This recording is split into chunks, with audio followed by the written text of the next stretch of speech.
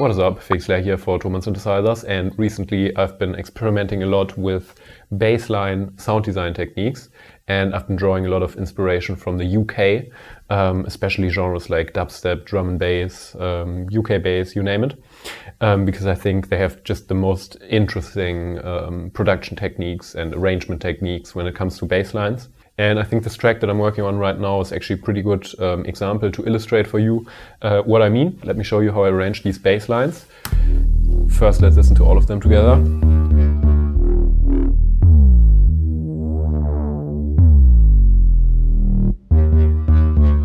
And as you can see, I'm actually combining 5 different bass lines here, each of them playing their little part, and then once you arrange them into a coherent sentence, yeah, there's a lot of interesting variation and complexity.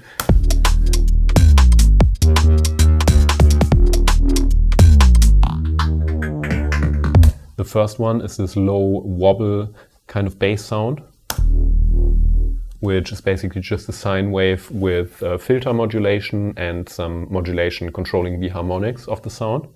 Up next, there's this more percussive step kind of bass sound, which consists of 2 layers in this case. One is just for stereo content, which has a bit different filter settings and different harmonics and no substance in the lower frequencies because it's just for the stereo field. And that's what they sound like combined. Then here we have this classic drop bass, which I really love. It's just a sine wave dropping in pitch and then, in this case, opening a filter, revealing some distorted harmonics in the end. Yeah, pitch goes down, filter goes up. Really beautiful. And then lastly, the typical classic Reese bass. Just a long bass note, gliding into another note, 2 saw wave oscillators, slightly detuned and filtered. And then this is what it sounds like together.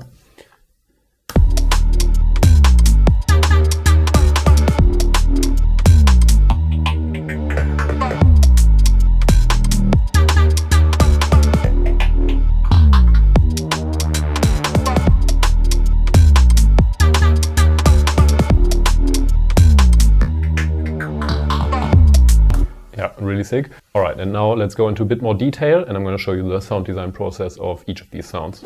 Alright, so now let's go a bit more into detail about what I did here to synthesize these bass sounds. I did most of them with Serum, which many of you will be familiar with.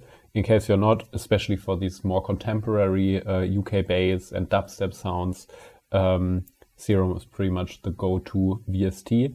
And for many years I tried creating a lot of these sounds with other synths to varying degrees of success. And when I finally tried Serum, it just instantly sounded the way I always wanted. And we can hear some of that character here in the first patch, which is this low dubstep wobble bass. And here with a bit more of an open filter. What we have here is basically just a sine wave taken down by 2 octaves, modulated with another sine wave. So we don't actually hear the second oscillator because the volume is at 0. But I have enabled FM modulation here, meaning that this sine wave is being modulated by this one. And there's also a little LFO on it, because if you hear this wobble sound, it's not just an LFO on the filter, but it's also an LFO on the FM mod. And this is what creates this whoop whoop.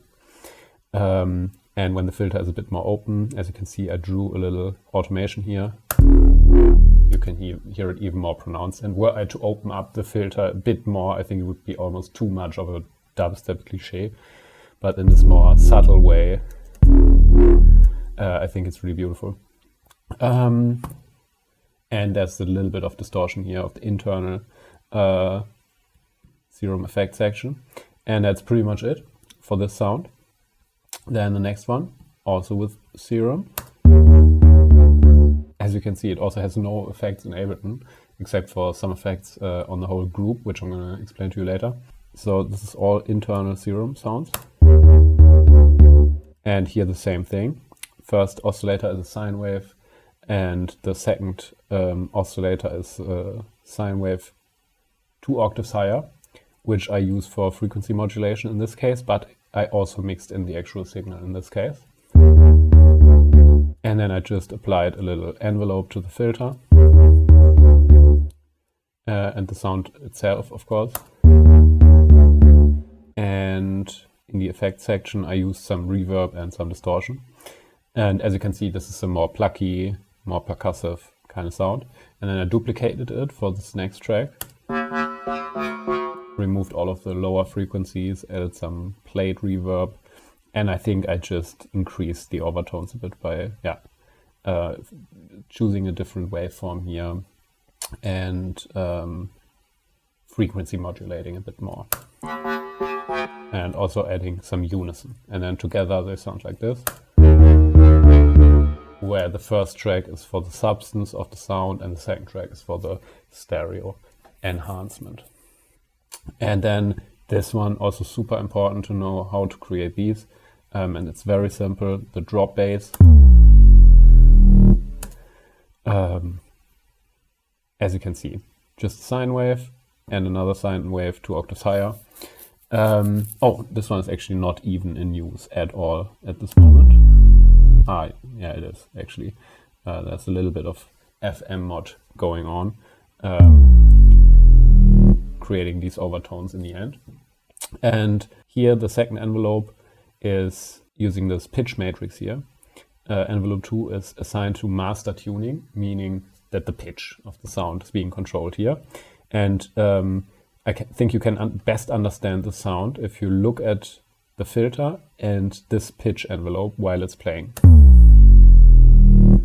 Again, look here and here. You get the idea. Super simple, actually. The higher pitch in the beginning gives the sound its punch because it swipes through a lot of different frequency ranges in a very short time. So it punches through the mix really well. And because the pitch is not constant at one pitch, it's also going to work pretty much with whatever other sounds you throw at them, because these sounds that are sweeping along the spectrum, we don't really hear them as a distinct pitch that is in or out of tune. So it works with a lot of different pitches. But then by the end, when it reaches the constant pitch that you are actually hitting on the keyboard, then you should think about what pitch it is. And regarding pitches here in general, I think this entire bass line just consists of 2 notes that are 1 semitone apart. It's all just D sharp and D.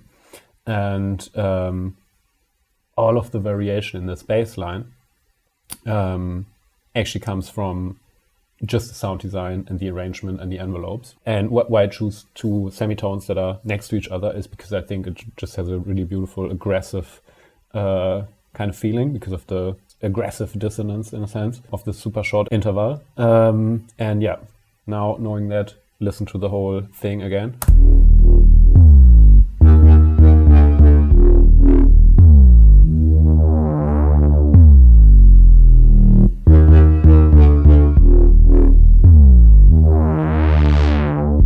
Yeah, and then now in the context again of the final track.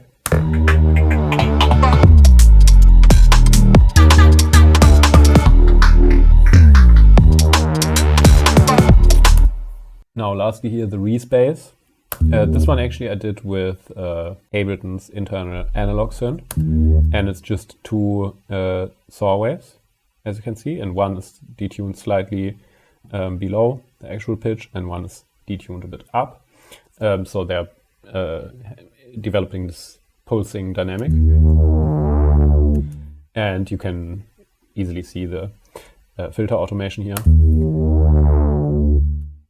Very easy. And then here the filter opens up a bit more. And that's it. And as you might have noticed, and as I already mentioned, there's a bunch of processing going on the entire bass group in this case. Some compression, some side widening, creating additional stereo information. Then here an utility to make the bass mono again. Then Arturia's Chorus Dimension D, which is a Dimension D VST emulation of the old Roland outboard chorus effect.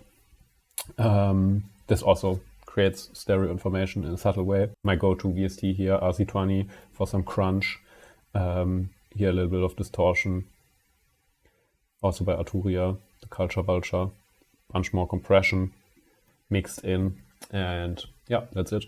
All right, I guess that's it from my side for today. In case you have any more questions, as usual, let me know in the comments and I'm trying to get back to it ASAP. And apart from that, thanks for tuning in. See you next time. Peace out.